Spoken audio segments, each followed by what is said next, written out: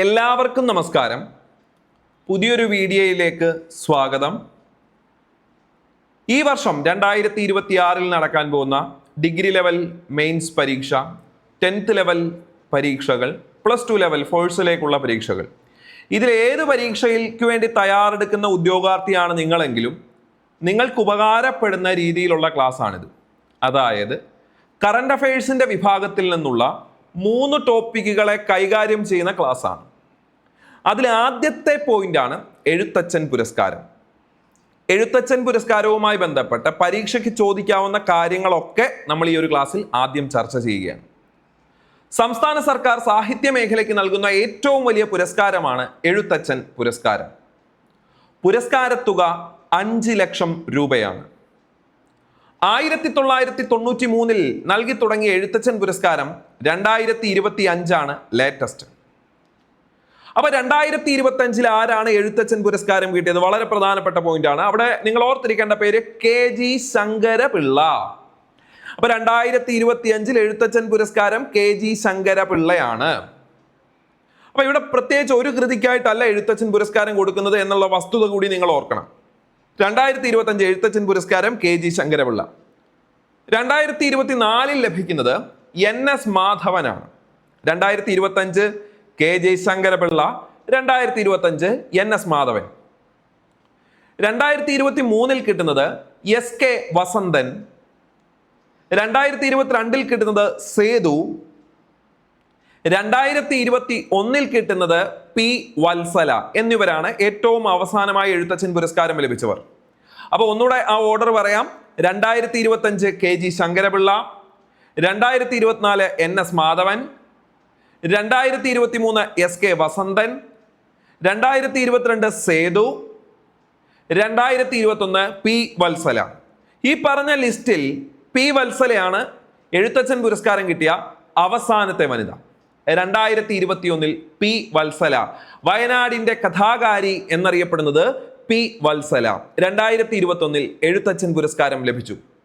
വയനാടിന്റെ കഥാകാരി P വത്സല പ്രത്യേകം ഓർമ്മയിലിരിക്കട്ടെ. അപ്പൊ എഴുത്തച്ഛൻ പുരസ്കാരം ലഭിച്ച എത്രാമത്തെ വനിതയാണ് P വത്സല എന്നുള്ളത് ഒരു ചോദ്യമാണ്. 5ാമത്തെ വനിതയാണ്. എഴുത്തച്ഛൻ പുരസ്കാരം ലഭിച്ച 5ാമത്തെ വനിതയാണ് P വത്സല. അതിന്റെ അർത്ഥം ഇതിനു മുമ്പ് 4 വനിതകൾക്ക് എഴുത്തച്ഛൻ പുരസ്കാരം ലഭിച്ചിട്ടുണ്ട്. എഴുത്തച്ഛൻ പുരസ്കാരം ലഭിച്ച വനിതകൾ ആരൊക്കെയാണെന്ന് നമുക്ക് പറയാം. തൽക്കാലം അവിടെ നിൽക്കട്ടെ. അപ്പൊ എഴുത്തച്ഛൻ പുരസ്കാരം 2021 P Vatsala, 2022 Sethu, 2023 SK Vasanthan, 2024 NS Madhavan, 2025 KG Sankara Pillai. KG ശങ്കരപിള്ളയുടെ കുറച്ച് പ്രധാന കൃതികൾ പറഞ്ഞോട്ടെ, ശ്രദ്ധിക്കൂ. 1 ഞാൻ എൻ്റെ എതിർകക്ഷി. ഞാൻ എൻ്റെ എതിർകക്ഷി. 2 അമ്മമാർ.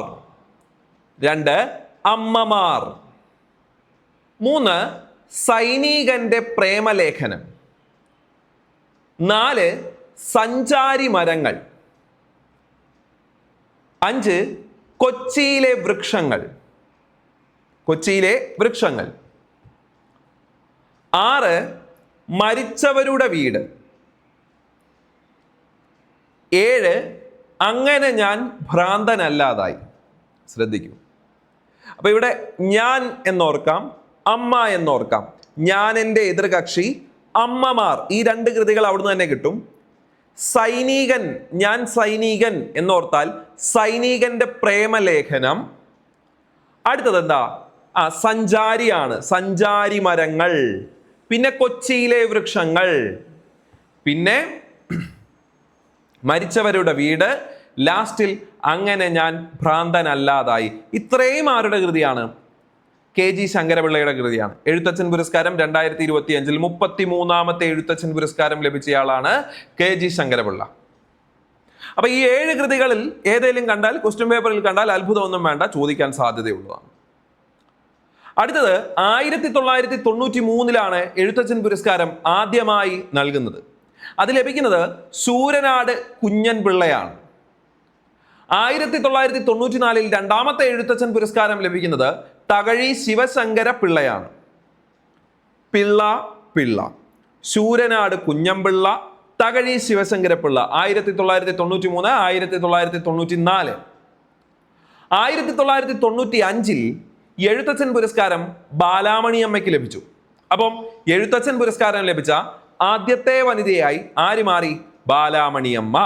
ഞാൻ പറഞ്ഞു മൊത്തം 5 വനിതകൾക്ക് എഴുത്തച്ഛൻ പുരസ്കാരം ലഭിച്ചിട്ടുണ്ട്. അതിൽ ആദ്യത്തെ വനിതയാണ് ബാലാമണിയമ്മ. വർഷം 1995.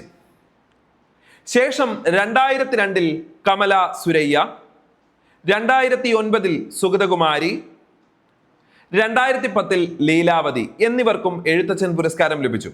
അപ്പൊ സംശയം വേണ്ട, എഴുത്തച്ഛൻ പുരസ്കാരം ലഭിച്ച വനിതകളുടെ എണ്ണം 5. 1 ബാലാമണിയമ്മ 1995, 2 2002 കമല സുരയ്യ, 3 2009 സുഗതകുമാരി, 4 2010 ലീലാവതി, 5 2021 പി വത്സല. വയനാടിന്റെ കഥാകാരി എന്നറിയപ്പെടുന്നത് പി വത്സല. അപ്പൊ എഴുത്തച്ഛൻ പുരസ്കാരം ലഭിച്ച വനിതകളായി, എഴുത്തച്ഛൻ പുരസ്കാരം ആദ്യം ലഭിച്ച ആൾക്കാരായി, ഏറ്റവും ലേറ്റസ്റ്റായി എഴുത്തച്ഛൻ പുരസ്കാരം ലഭിച്ച ആൾക്കാരായി, KG ശങ്കരപിള്ളയുടെ കൃതികളായി, ഈ കാര്യങ്ങളൊക്കെ നിങ്ങളിലേക്ക് എത്തി. അപ്പൊ ഈ കാര്യങ്ങളൊക്കെ എത്തിയ സ്ഥിതിക്ക് അടുത്തതായിട്ട് നമ്മൾ പറയാൻ പോകുന്നത് മറ്റൊരു പുരസ്കാരമാണ്. അതാണ് ഓടക്കുഴൽ പുരസ്കാരം.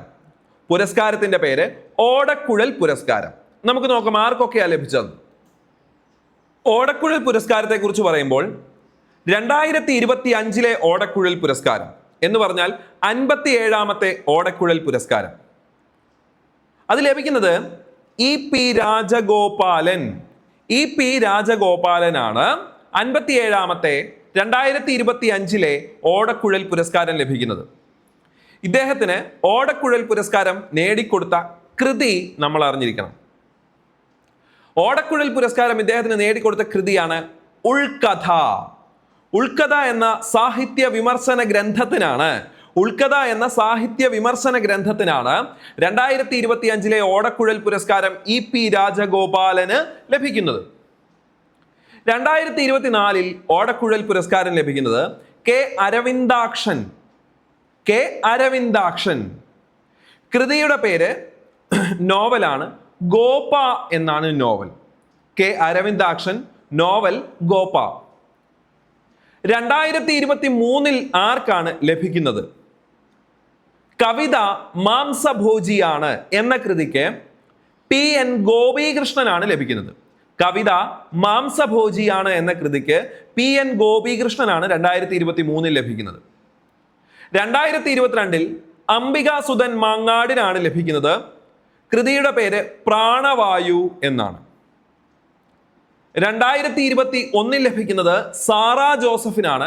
കൃതിയുടെ പേര് ബുധിനി എന്നാണ്. ശ്രദ്ധിക്കൂ, ഓടക്കുഴൽ പുരസ്കാരം 2021 തൊട്ട് 2025 വരെ കൃത്യമായി ഓർക്കണം. 2021 സാറാ ജോസഫ് പേര്, 2022 അംബികാസുധൻ മങ്ങാട്, 2 വനിതകളായില്ലേ. സാറാ ജോസഫിന്റെ കൃതിയുടെ പേര് ബുധിനി എന്നാണ്.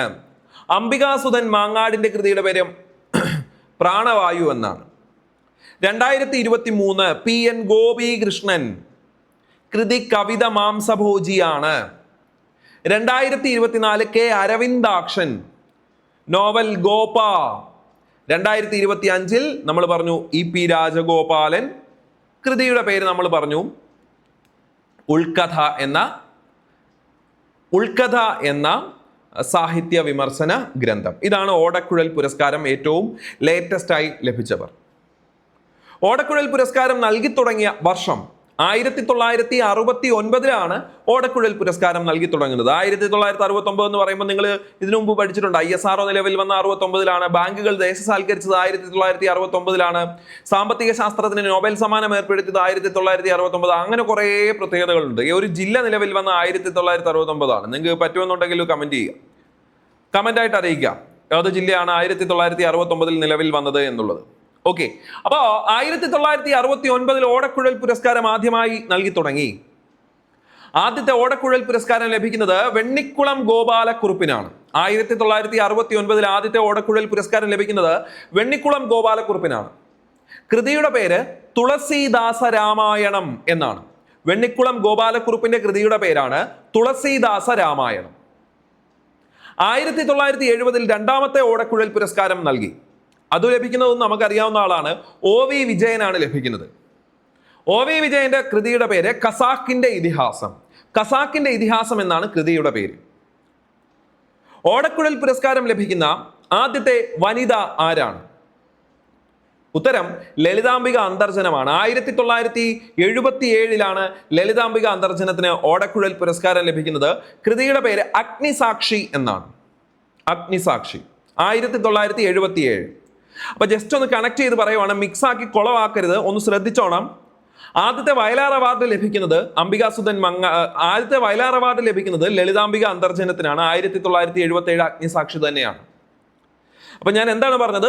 ഓടക്കുഴൽ പുരസ്കാരം ആദ്യമായി നൽകി തുടങ്ങിയത് 1969 വെണ്ണിക്കുളം ഗോപാലക്കുറുപ്പ് തുളസീദാസ രാമായണം. 1970 രണ്ടാമത്തെ ഓടക്കുഴൽ പുരസ്കാരം ലഭിച്ചു OV വിജയൻ ഖസാക്കിന്റെ ഇതിഹാസം. ഓടക്കുഴൽ പുരസ്കാരം 1977 ആദ്യത്തെ വനിതയ്ക്ക് ലഭിച്ചു ലളിതാംബിക അന്തർജനം. കൃതിയുടെ പേര് അഗ്നിസാക്ഷി. ഇതേ 1977 വയലാർ അവാർഡ് ആദ്യമായി നൽകിയത്. അന്ന് കിട്ടുന്നത് ലളിതാംബിക അന്തർജനത്തിന് തന്നെയാണ്, അഗ്നിസാക്ഷി. അവിടെ ഒരു ലിങ്ക് നിങ്ങൾ കിട്ടിയിട്ടുണ്ടെങ്കിൽ നിങ്ങൾക്ക് ഉപകാരപ്പെടട്ടെ, പറഞ്ഞതേ ഉള്ളൂ. ഓടക്കുഴൽ പുരസ്കാരവുമായി ബന്ധപ്പെട്ട ഇത്രയും കാര്യങ്ങൾ കൂടി നിങ്ങൾ എന്ത് ചെയ്യണം? ഇവിടെ നിങ്ങൾ പഠിച്ചിരിക്കണം. ഒരു കാര്യം കൂടെ പറഞ്ഞിട്ട് ഞാൻ ഈ ക്ലാസ് അവസാനിപ്പിച്ചോളാം. ഒരുപാട് നീണ്ടുപോകാതെ ഞാൻ സൂക്ഷിച്ചോളാം. അടുത്ത ഒരു കേരള സാഹിത്യ അക്കാദമി പുരസ്കാരമാണ്. കേരള സാഹിത്യ അക്കാദമി പുരസ്കാരം 2024 പറയുന്നത്. അതാണ് ലേറ്റസ്റ്റ് നിലവിലുള്ളതിൽ. കേരള സാഹിത്യ അക്കാദമി പുരസ്കാരം 2024. ഇവിടെ 8 പോയിന്റ് ആണ് നിങ്ങൾക്ക് ടോപ്പിക്കായിട്ട് പഠിക്കാനുള്ളത്. 1, 2, 3, 4 എന്ന് പറഞ്ഞുകൊണ്ട് 8 പോയിന്റ് നിങ്ങളോട് പറയാനുണ്ട്. കാരണം അവിടെ ഒരു കവിതയുണ്ട്, അവിടെ ഒരു നാടകമുണ്ട്, അവിടെ ഒരു ചെറുകഥയുണ്ട്, അവിടെ ഒരു നോവലുണ്ട്. അതുകൂടാതെ അവിടെ ഒരു ജീവചരിത്രം അല്ലെങ്കിൽ ഒരു ആത്മകഥയുണ്ട്, അവിടെ ഒരു യാത്രാ വിവരണമുണ്ട്, അതുപോലെ അവിടെ ഒരു ബാലസാഹിത്യമുണ്ട്, അവിടെ ഒരു സാഹിത്യ വിമർശനമുണ്ട്. ഇങ്ങനെയാണ് 8 വിഭാഗങ്ങളിലായി കേരള സാഹിത്യ അക്കാദമി പുരസ്കാരം 2024 കുറിച്ച് പറയാനായിട്ടുള്ളത്. ആദ്യം നമ്മൾ കവിത പറയാം. കവിത എഴുതിയത് അനിത തമ്പിയാണ്. കവിത എഴുതിയത് അനിത തമ്പിയാണ്. അവിടെ തന്നെ നിങ്ങൾ പഠിച്ചോണം, കവിത അനിത, കവിത അനിത, കവിത അനിത, കവിത അനിത, പെട്ടെന്ന് കണക്ട് ആവും. കവിത എഴുതിയത് അനിത തമ്പി. കൃതിയുടെ പേര് മുരിങ്ങ വാഴ കറിവേപ്പ്. മുരിങ്ങ വാഴ കറിവേപ്പ് ആരുടെയാ? അനിത തമ്പി. അപ്പൊ കവിത അവിടെ നിങ്ങൾക്ക് കിട്ടി. അടുത്തത് നോവൽ. നോവൽ. ഈ നോവലൊക്കെ പറയുന്ന സമയത്ത് നിങ്ങൾ കേട്ടിട്ടുണ്ടാവും, മലയാളത്തിലെ ആദ്യത്തെ ലക്ഷണമൊത്ത നോവലാണ് ഇന്ദുലേഖ എന്നൊക്കെ നിങ്ങൾ പറഞ്ഞു കേട്ടിട്ടുണ്ട്. ഏതോ ഒരു സിനിമയ്ക്കകത്തൊക്കെ പറയുന്നുണ്ട്, മലയാളത്തിലെ ആദ്യത്തെ ലക്ഷണമൊത്ത നോവലാണ് ഇന്ദുലേഖ, ഓ ചന്തുമേനോൻ എന്നൊക്കെ പറഞ്ഞുകൊണ്ട്.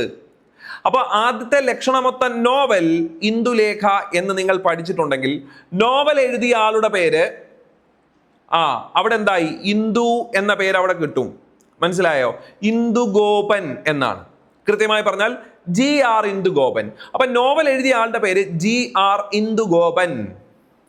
ഈ GR ഇന്ദുഗോപന്റെ ഏത് കൃതിക്കാണ് കിട്ടുന്നതെന്ന് അറിയാവോ? ആനോ എന്ന കൃതിക്കാണ്. നോവലിന്റെ പേര് ആനോ.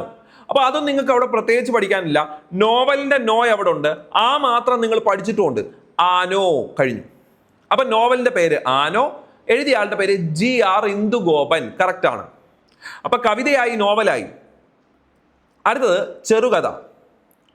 ചെറുകഥ രചിച്ച ആളുടെ പേര്, മികച്ച ചെറുകഥ എഴുതിയ ആളാണ് വി ഷിനിലാൽ. വി ഷിനിലാലാണ് ചെറുകഥയ്ക്കുള്ള പുരസ്കാരം കിട്ടുന്നത്. വി ഷിനിലാൽ. വി ഷിനിലാലിന്റെ ഏത് കൃതിയാണ്? ഗരിസപ്പ അരുവി അഥവാ ഒരു ജലയാത്ര. കേട്ടോ, ഗരിസപ്പ അരുവി അഥവാ ഒരു ജലയാത്ര എന്ന ചെറുകഥയ്ക്കാണ് പുരസ്കാരം കിട്ടുന്നത്. വി ഷിനിലാലാണ്. ഓക്കെ അല്ലേ? അടുത്തതായിട്ട് നാടകം. നാടകത്തിനുള്ള പുരസ്കാരം കിട്ടുന്നത് ശശിധരൻ നടുവിലാണ്. ശശിധരൻ നടുവിലാണ് നാടകത്തിനുള്ള പുരസ്കാരം കിട്ടുന്നത്. നാടകത്തിന്റെ പേര് പിത്തളശലഭം എന്നാണ്. നാടകത്തിന്റെ പേര് പിത്തളശലഭം എന്നാണ്. പിത്തളശലഭം. അപ്പൊ അത്രയുമായല്ലോ. ആദ്യത്തെ 4 സെറ്റാണ്.